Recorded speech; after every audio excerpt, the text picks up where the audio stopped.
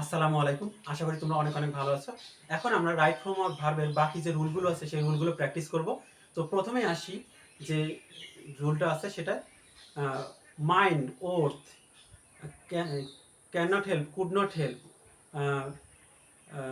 With a view to, look forward to, get use to, এগুলোর পর যদি নতুন কোনো ভার্ব আসে তাহলে সেই ভার্বের সাথে আইএনজি করতে হয়। যেমন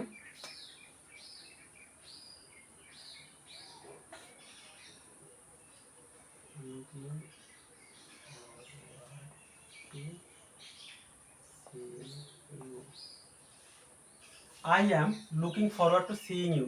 এখানে লুক ফরওয়ার্ড টু হচ্ছে একটা একটা শব্দগুচ্ছ। এই শব্দগুচ্ছ আমরা জানি যে টেন্স মার্কার এবং কিছু নির্দিষ্ট শব্দগুচ্ছ আছে, সেই শব্দগুচ্ছ দিয়ে তাকালে আমরা বুঝতে পারি যে বাক্যটি কোন টেন্সে আছে, ভার্বটি কোন টেন্সে আছে। ঠিক তেমনই একটা শব্দগুচ্ছ হচ্ছে লুকিং ফরওয়ার্ড টু। এই লুকিং ফরওয়ার্ড টু থাকলে, লুকিং ফরওয়ার্ড টু পরে যদি নতুন কোনো ভার্ব আসে সেই ভার্বের সাথে আইএনজি করে তোমার হচ্ছে অর্থপূর্ণ করা হয়, বাক্যটি গঠন করা হয়। যেমন I am looking forward to seeing you, এখানে লুক ফরওয়ার্ড টু থাকার কারণে সি ভার্বের সাথে আইএনজি বসে গেছে। তো ঠিক একইভাবে I don't mind helping with the cooking. I don't mind, এখানে মাইন্ড থাকার কারণে হেল্পের সাথে আইএনজি বসছে, কারণ মাইন্ডের পরে যে ভার্ব আছে ওই ভার্বের সাথে আইএনজি করতে হয়। I don't mind helping with the cooking. It is no good, it is no use এর অর্থ হচ্ছে লাভ নেই বা নিরর্থক। যেমন এর কিছু এক্সাম্পল দেখি এখন। It is talking to him, it is no use talking to him. তো ইট ইজ নো ইউজ থাকার কারণে টক ভার্বের সাথে আইএনজি বসে গেছে। ইট ইজ নো ইউজের পর ভার্ব আসার কারণে ভার্বের সাথে আইএনজি বসে করে অর্থপূর্ণ করা হয়েছে সেন্টেন্সটা। It is no use talking to him. এরপর আসে বি ইউজ টু। বি ভার্বগুলো হচ্ছে আমি যার was were, get use to. Get use টুর পরে যদি ভার্ব আসে তাহলে সেই ভার্বের সাথে আইএনজি করে বাক্য গঠন করা হয়। যেমন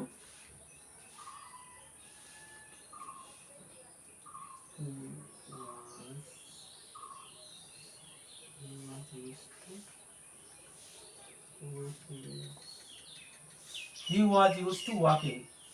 এখানে বি ইউজ টু হচ্ছে অ্যামিজার ওয়াজার হচ্ছে বি ভার্ব। এখানে বি ইউজ টুর পরে ওয়াক ভার্ব থাকার কারণে ভার্বের সাথে আইএনজি বসছে। কিন্তু কিন্তু যদি শুধু ইউজ টু থাকে তাহলে ভার্বের বেস ফর্ম বসবে।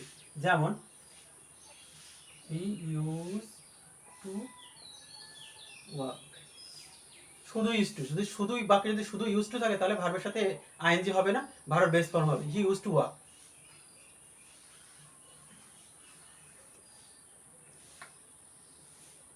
আমরা এখন এখন এমন কিছু শব্দ বা ভার্ব জানবো যে শব্দ বা ভার্বের পরে যদি নতুন কোনো ভার্ব আসে তাহলে ইনফিনিটিভ টু বা to plus verb base form করতে হয়। এমন কিছু ভার্ব জানবো এখন।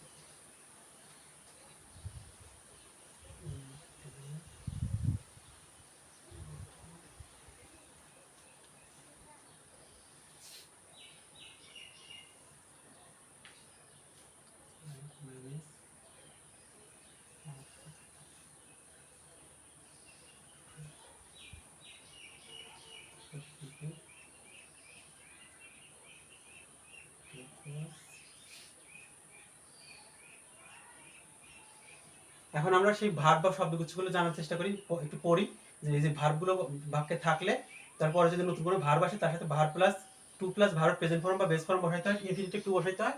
যেমন agree, appear, ask, attempt, begin, decide, expect, fail, hope, intend, learn, like, manage, offer, prefer, pretend, propose, want. এই 18টা ভার্ব বা শব্দের পরে যদি নতুন কোনো ভার্ব বা ওয়ার্ড আসে, ভার্বাল ওয়ার্ড আসে, সেক্ষেত্রে ভার্বের সাথে ভার্ব প্রেজেন্ট ফর্ম বসবে, to plus verb present form, অর্থাৎ infinitive to verb present form বসবে এই শব্দগুলোর সাথে। যেমন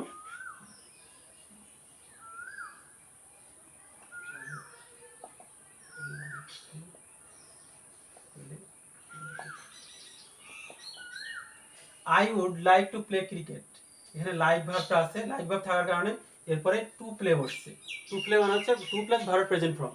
I would like to play cricket. ঠিক একইভাবে he he intend to stay in the country for 2 months, intend to stay.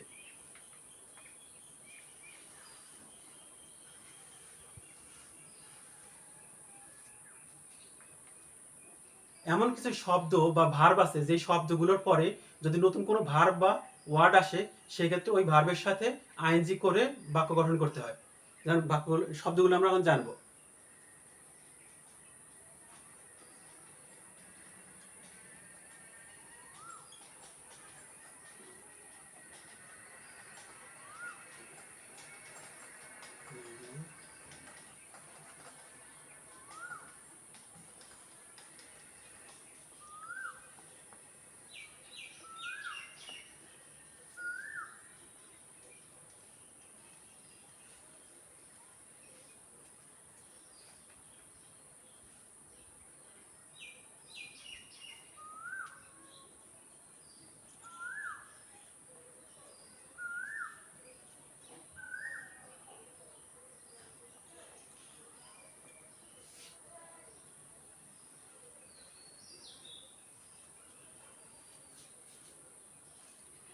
তো আমরা শব্দগুলো লিখলাম। শব্দগুলো হচ্ছে avoid, carry on, enjoy, feel, like, finish, help, mind, would you mind, start, stop, suggest, can not help, can not mind. এই শব্দ বা ভার্বগুলোর পরে যদি নতুন কোনো ভার্ব বা শব্দ আসে, তাহলে সেই ভার্বের সাথে আইএনজি করে বাক্য গঠন করতে হয়। যেমন এক্সাম্পল আসে এখন,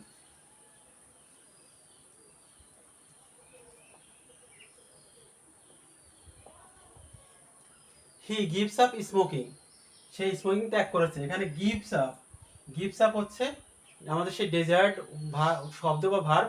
এই ডেজার্ট শব্দ বা ভার্বের পরে যদি নতুন কোনো ভার্ব বা ওয়ার্ড আসে, তাহলে সেই ভার্বের সাথে আইএনজি করে বাক্য গঠন করতে হয়। He gives up smoking. Similarly আরেকটা এক্সাম্পল আমরা দেখি, সেটা হলো the student did not stop talking in the classroom. অর্থাৎ স্টপ টকিং, অর্থাৎ স্টপের পরে যদি নতুন কোনো ভার্ব আসে, তাহলে সেই ভার্বের সাথে আইএনজি করতে হয়। Stop talking, stop verb, talking verb. স্টপের হচ্ছে বিশেষ ভার্ব, স্টপের কারণে হচ্ছে পরবর্তী ভার্ব আসার কারণে পরবর্তী ভার্বের সাথে আইএনজি বসাইতে হয়েছে। তো আমরা রাইট ফর্ম অফ ভার্বের বিভিন্ন নিয়ম এবং কলা কৌশল জানার চেষ্টা করেছি, বিভিন্ন টেন্স মার্কারগুলো আইডেন্টিফাই করার চেষ্টা করেছি, যেগুলোতে বুঝতে পারবো যে বাক্যে ভার্বটি কোন টেন্সে আছে। তো টেন্স আইডেন্টিফিকেশন, ভার্ব আইডেন্টিফিকেশন, এই যাবতীয় বিষয়গুলো আমরা বোঝার চেষ্টা করেছি। আমরা বিভিন্ন শব্দমালা এবং শব্দগুচ্ছ, ক্লজ, সেন্টেন্স বোঝার চেষ্টা করেছি যে আসলে রাইট ফর্ম অফ ভার্বের নিয়মগুলো কেমন হবে, বাক্যের টেন্সের ব্যবহার কেমন হবে, এই বিষয়গুলো বিশদভাবে জানার চেষ্টা করেছি। তো এর বাইরেও যদি কোনো কিছু জানা থাকে, বোঝার থাকে, যদি কোনো প্রশ্ন থেকে থাকে, তাহলে কমেন্ট বক্সে নির্দ্বিধায় কমেন্ট করে জানাতে পারেন। তো আজকের মতো আল্লাহ হাফেজ।